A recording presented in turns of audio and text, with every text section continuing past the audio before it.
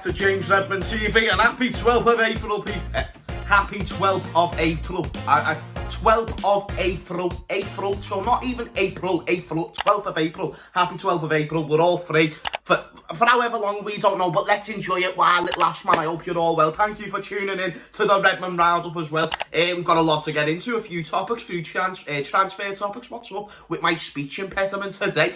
So a few transfer topics, a little preview for the Real Madrid game, and a whole lot more. But no, people, welcome back to the Redmond Roundup. I'm getting ready. Well, this is actually being recorded before I get a trim, but hopefully the next time you see me, I might have a trim. Anyway, before we get into today's Redmond Roundup, shout out to all the legends, of course, and also thank you for all the support. It really does mean a lot. And again, people, I sincerely, even though I like to kid, even though I joke, I really do hope that you're all well in these times in which the world's now kind of being pushed in the right direction. So maybe we can look at that as a positive thing. But anyway, people, without further ado, let's get into today's Redmond Roundup. So like I said, we're going to talk about the Real Madrid game that's going to be taking place on Wednesday. We're also going to be talking about a few transfer topics. The first one being a very big one that's been revolving around Liverpool over the past few weeks in Ibrahim Konate. Possibly the move could be done, we don't know. There might be a few things going on behind the scenes to the point where this needs to be done, this needs to be done, then boom, we've got this transfer over the line, we can announce it, but whatever it is, it's not being announced as of yet. And listen, we wouldn't expect it to. We're halfway through the second half of the season, so why would we expect a centre-back announcement at this moment? Wouldn't really make much sense in a PR sense of things, marketing sense of things. Doesn't really add a lot up. But one thing that I am seeing from numerous reports as well is the original fee of what was going to be £40 million roughly for Ibrahim Konate, which is what Liverpool were going to pay. We're willing to go and pay. And listen, rightly so, he's 21 years of age, 22 years of age, very sound young player that can add a lot to our squad for sure, especially squad depth. But now that's apparently not true, and it's going to be lower. Apparently we could get him in the region of 28 to 30 million pounds. Listen, I said when I thought it was 40, when I thought it was 50, get Ibrahim Konate if you do get that chance. He's probably, in my opinion, if I was to choose any of the centre-backs, and Leipzig have got some very, very good centre-backs, I'm probably going to go with Ibrahim Konate as my number one choice. And I know people will be like, well, James, that's funny to say in hindsight, but hindsight is a very beautiful thing, and I've got the option of hindsight. Therefore, I'm going to use that option, and I know Ibrahim Konate, with his pace especially, he suits what we're trying to do with the high line and whatnot. This is a centre-back that just doesn't have any ordinary pace. And what's actually something we contribute to our starting back four? A bit of pace. What's Matip ever done wrong to be dropped for Joe Gomez, other than the fact he's older? Nothing. But Joe Gomez offers that pace value in terms of a high line back four, as well as Virgil van Dijk, to the point where it probably benefits us more if he's playing than Joel Matip. Now, whether you want to agree or disagree with that is up to you, but that's the eyes of Jurgen Klopp. He wants quick centre-backs who's most certainly, well, obviously going to be available, but also going to be able to do the job to the best of their abilities with that pace. So we saw this season with the likes of Kabak and Nat Phillips starting, who've done a very solid job, but they haven't, they're not world-class centre-backs. They haven't got that same experience. With experience becomes a more composed footballer all round. There's no doubt about that. And they just don't have a boatload of that experience, but also they're not supposed to. So it's good to see that Liverpool are exercising these options of where, yes, we're going to get Ozan Kabak, because don't get me wrong, I am 90 to 99% sure we will sign Ozan Kabak as a permanent signing by the time it gets to the end of this season. But even though that may be true, I'm glad that we're thinking about, you know what, we're going to spend the 18 million on Kabak and we're still going to go and buy Konate. So we're not just going, this lad that we just got on loan and we took a punt on, we're just going to sign him. No, we're also going to sign a 21-year-old. By the way, Kabak's 21 also. We're going to sign a 21-year-old in Konate and improve the squad depth overall. So then when we get into next season, yeah, we might have to sell a Matip, maybe, possibly. We might have to sell even, well, not Nathaniel Deeney Van Phillips. I actually don't want that to happen for the sake of my heart. But you know what I mean? Like a Reece Williams or a Konate, like someone within the depth, like even if it's Ben Davies, what the fuck? Why is Ben Davies here? Ben Davies, if you ever see this, my absolute G, want the best for you in life and all of that, mate. You know what I mean? I want Ben Davies to just, like, the way this move was supposed to be his dream move, I want him to just get that dream move to the point where he just plays week in, week out, and he's boss. I want that, but not anytime soon, because it just doesn't seem like it's going to happen. Regardless what Liverpool will have to do, it would be great to see Konate within the squad next season. There's no doubt he'd make us better. There's no doubt in the future, at least in my eyes, that he's most likely going to make the first team. And even one thing that I've got to admittedly say I was wrong about, his injury record isn't actually that bad, Konate. I've looked into it because I remember I first saw his record, saw a few injuries, saw how long he was out for, and I was like, well, does this really help our problems with Joe Gomez and Joe Matip? You know, two very good centre-backs, but injury-prone, by the way. He's not really that injury-prone, at least to this point. You know, anyone could get a long injury. I could do it, doesn't mean I'm injury-prone, you know what I mean? And I've never broken a bone in my life or had any long-lasting injuries, but if I got an injury tomorrow that was serious, doesn't mean I'm injury prone, but it can happen. That's what's happened with Konate. So let me know what you think in the comments down below regarding this transfer news, people. I think it's fucking juicy, man. Some juicy stuff within this topic. And watch this space, because there's something about this transfer that I am intrigued by. And if we do get Konate, there's something about me that's probably a little bit more confident going forward with Liverpool's transfer policy. Now, that's the next thing I want to get into, Liverpool's transfer policy. And I want to do this without taking a break, because at the end of the day, when you look at Liverpool's transfer policy, it's buy to sell. And that's what it's been for years. Even before we started winning trophies, by the way, you know, FSG, they haven't just been here for the 3 years or the 4 to 5 years that Klopp's been in charge. They was here for 6 years before that. So when you think about it, right, when you think about what their strategy is and what it's always been, let's even look at when they sold Luis Suarez. Let's look at when they sold Coutinho. They sold them players to buy in a load of players. Them two transfer windows, the one where we sold Suarez and the one where we sold Coutinho, or the following one where we sold Coutinho, they were our two busiest windows. As a matter of fact, we spent 75 million in a January just because we could.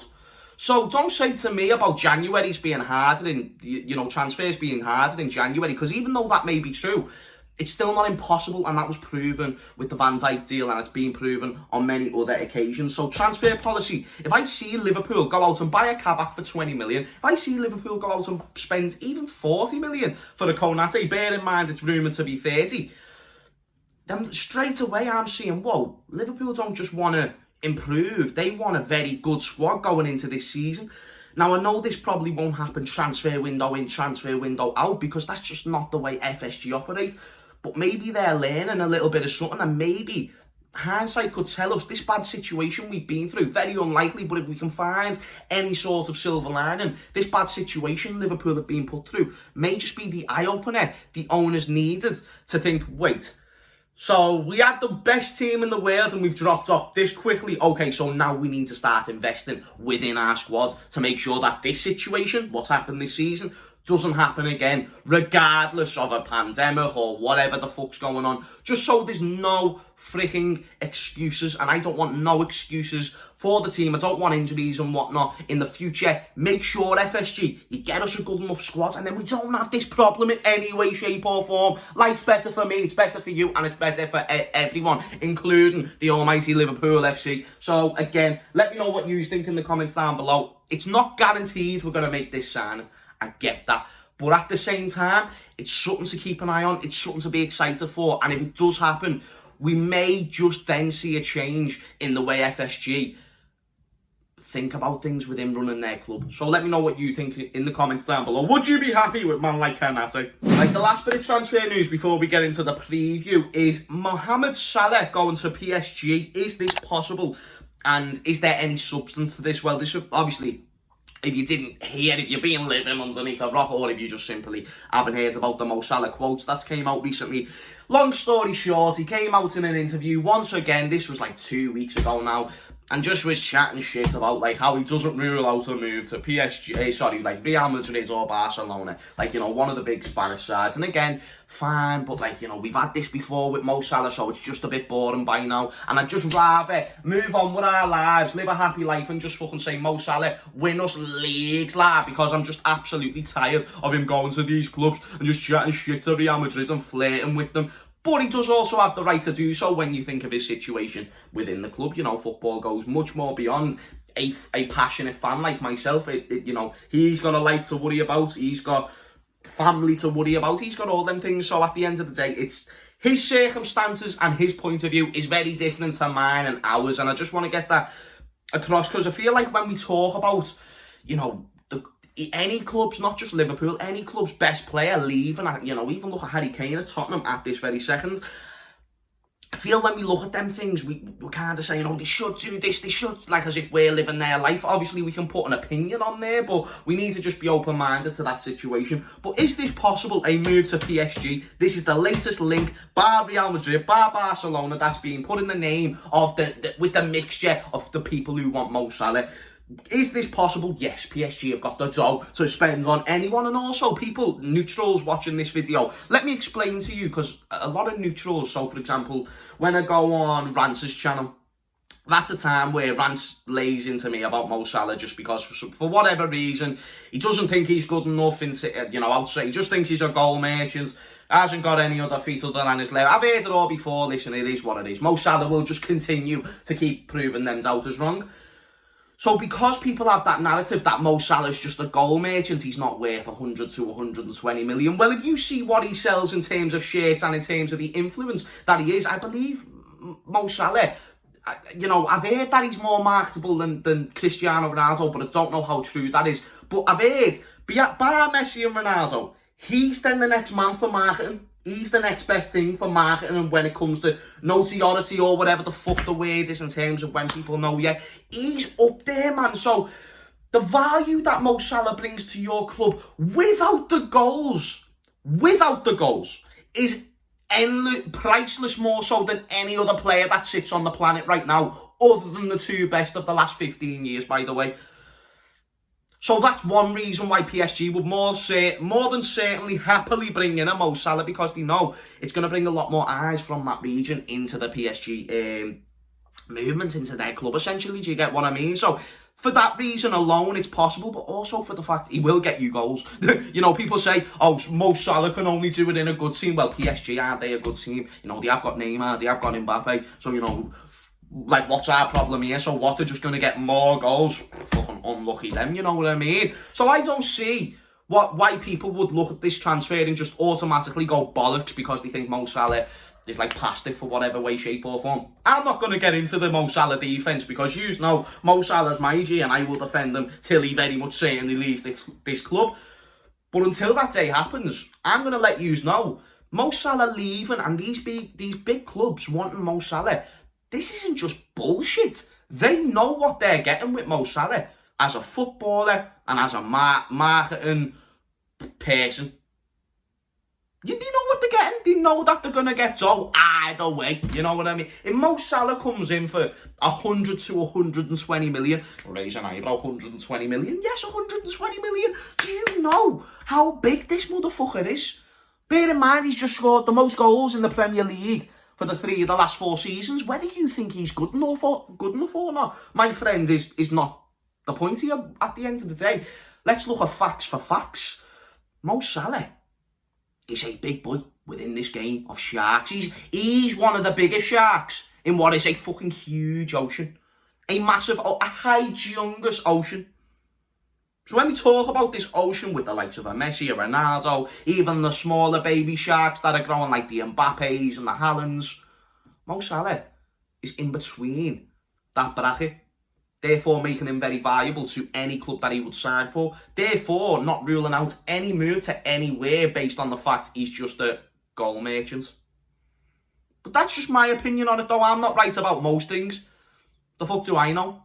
I'm here, Scouse kid, overgrown hair, overgrown face, and a cap much too small to fit on this frame. But I'm here with an opinion. And that's my opinion on the Mo Salah situation. But I'd be very interested to hear what you've got to say in the comments down below. Right, so obviously this is one of them games, isn't it? We can look at it in any sort of avenue. So we can think of it as, we're 3-1 down, we need to go for it. Let's just start all of our best attackers. Let's go 4-2-3-1. Let's start Firmino, Mane, Jota, Salah. Start all of them. Get Shaqiri, Origi, Keita, all on the bench. All of our attacking options, and let's just go for it. Now, we can very much certainly do that, and that may or may not work. But one thing that I also want to suggest is, how about what, you know, obviously all season we know that we've been inconsistent, and we know that we're probably not going to be the same, you know, amazing Liverpool to where we're winning 8 games in a row, 9 games in a row, until at least next season, which again is fine, but we need to win this one game of football. We've just played Aston Villa, got the 3 points that we very much needed, and in the process was able to rest a couple of players. Whether you believe Gini Wijnaldum needs to be playing right now or not, I'm one of them who believes he shouldn't. He's still playing football and he's still an option for that first team, so to see him rested was still good. Thiago, another player, whether you believe he should be starting in this team or not, quite really doesn't matter. He's starting in this team regularly, he's playing well, and also he's in contention for this game against Real Madrid. So it's a good thing to know that we've got these options and we've got these, because what's one thing that we haven't had consistently, you know, I can't think of 2 or 3 games in a row this season where we've had options. 2 or 3 games in a row, like a longer spell than that, to where we've had consistent good options for each position. Now we've got them options, so let's make the most of them. And with this game, you do go all out attack. There's no other doubt about it. This is the Champions League quarter-finals against Real Madrid. That first 45 minutes in the first leg just shown that quite clearly. You either weren't up for it, you let the occasion get to you, or they're just much more of a better team than us. Now, you don't want to believe that last option, so you want to believe it's one of the first 2. You want to believe momentum didn't kick in straight away and whatnot, and you want to look at the first 20 minutes of that second half and grab everything you can off that, of all the good things that happened there, and be like, we can go and win this game. But you need that to be for 90 minutes. We need to win at least 2-0, so can we stop them from scoring? If it's not 2-0, it'll need to be 4-1. Need to be 4-1 if it's going to be in the period of when we win the game. We don't want to really go into penalties. We don't want to leave it in that fate. But that also may be the best option. Do we try and do a little Istanbul, but across 2 legs, try and just take it to penalties and win it that way? Let Alisson do a little Jersey Dudek or something like that. Again, not ideal, but that might be the best option for Liverpool. So I'm interested to see how this goes. What one would you prefer? Obviously, I'm assuming just a 5-0 thrashing, but you know what I mean. What one do you think would be the best way for... This is basically what I'm trying to ask. What's the best way for Liverpool to win here? I want to know your thoughts in the comments down below. Very, very intrigued to hear them. As for the starting 11 prediction, I'm going to go with Alisson in goal, Robertson left back, Trent right back, Kabak and Phillips as the centre backs. Midfield consists of Fabinho, Thiago. You do go with Gini, but I'm sure some people might throw in. Someone mentioned Shaqiri the other day, which I didn't think was the greatest of shouts. Someone also brought up Naby Keita, but just, you know what, it's not even that I don't think Naby Keita can't play this game. I just, collectively with Gini and Fabinho recently, it hasn't been the greatest. And I'd just rather get Naby in next season. Have Naby there right now as an option. Naby doesn't have to start right away. I feel like, Liverpool fans who say they want Keita gone, I feel like you can't be a hypocrite, because I get it, he gets injuries.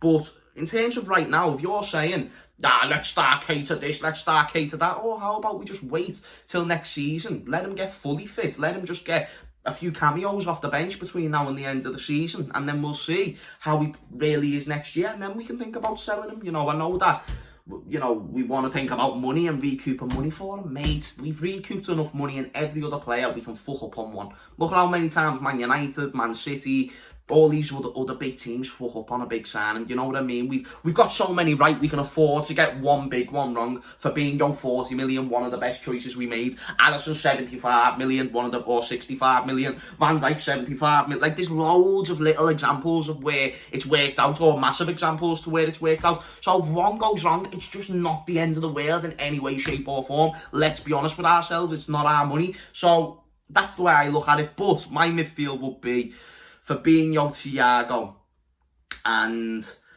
see, ideally, I'd love a Firmino. But I know that's not probably going to happen. So Gini, and then the front 3. So obviously, I put Gini, Thiago, Fabinho as the midfield. Front 3.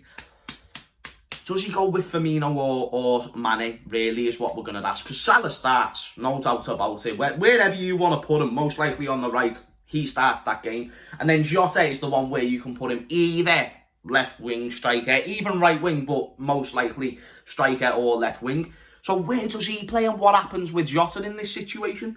That's the thing, I don't have a fucking clue. Sorry, no, I have a clue about Jota, but I don't have a fucking clue about Mane and Bobby. this one's up for grabs. It really, really is. And, you know, whoever starts this game out of them two depends on, or will determine where Jota plays and where Salah plays. So, Salah plays, Jota plays, and Firmino plays this game of football. I know Mane was rested, but I do believe Bobby is is ahead in the pecking order than Mane in terms of Klopp's eyes, and I believe Jota is above all of them. So you've got you've got Salah, then you've got Jota realistically, even though my eyes, Jota should start above anyone. Salah is also, in the manager's eyes, probably going to be numero uno. So Salah, Jota, Bobby, Mane, that's the way it goes for me, and I believe that's the front three. We'll at least start with, you know, we might change after 60 minutes, but that's just the way I kind of see it going. Do I see Liverpool FC winning this game? Interesting question. Very interesting question. Be answered in so many different ways. It's more unlikely than likely, isn't it? It's more unlikely than likely, and I can admit that. But can we win? Yeah, we can. With or without fans, we can win this game. And I'm not saying that because I believe it. I'm not saying that because of nostalgia. I'm not even saying it because I believe we're actually going to do it. I'm saying it because for some reason, in times like right now when we're losing 3-1 at half-time, you like to turn to that emotional side within you. You like to look at it and you like to talk to it and be like, listen, are we okay? And can we change this round in any possible way? And usually emotion can deceive you in many different ways. So I like to be real as much as possible. Doesn't mean I'm always right, but I like to go to my head other than my heart. And my head is telling me, rightly or wrongly, stupidly or stupidly so, like my head's telling me, James, we can win this game of football. Now, hopefully James's head is right. And James's heart, who was saying you haven't really got much of a chance, is chatting shit. Do you know what I mean? Because, mate, I don't know why. It's actually, because usually it's the other way round. Usually it'll be my heart saying, James, we can win this game, but then your head's like, use your fucking common sense, brother. But this one is actually one of the cases where my head might be right, man, but it might not. So I don't know. We'll see how that goes. We'll see how the game pans out. I'm pretty confident we can at least get a goal and make it exciting, but I'm not sure if we're going to go on and actually go through to the semis. Fingers crossed, all the praise to the Lord himself, but we'll just see how that goes. I'm going to predict Liverpool 2. Real Madrid 0. I was going to say 2-1, but I realised that it'd get us knocked out. Genuinely, I believe it's going to be like probably 2-1 Liverpool or something. If I'm going to be realistic in terms of how I think. But my head's just saying to me, man, James, mate, I don't know what you're chatting, but Liverpool are going to win this, you know. And that's my head, that's not my heart, so it's a weird one. And I know your heart doesn't have a brain, so you actually can't think with your heart, but you know you can deep down. But let me know what you think and your comments and score predictions down below. I'm actually shitting myself now that I've just talked about it, but hopefully we can come to a sort of common ground within the chat. But no, thank you people for watching this Redmond Roundup. It's been a very good one, and yeah, thank you for all the support constantly you're showing on this channel, you fucking belter human beings of a person. So yeah, be there on the watch along on Wednesday 8 o'clock. It's going to be a belter, and yeah, I hope you all have a marvellous day, have a great time outside the lockdown, and I will see you all next time. Peace out.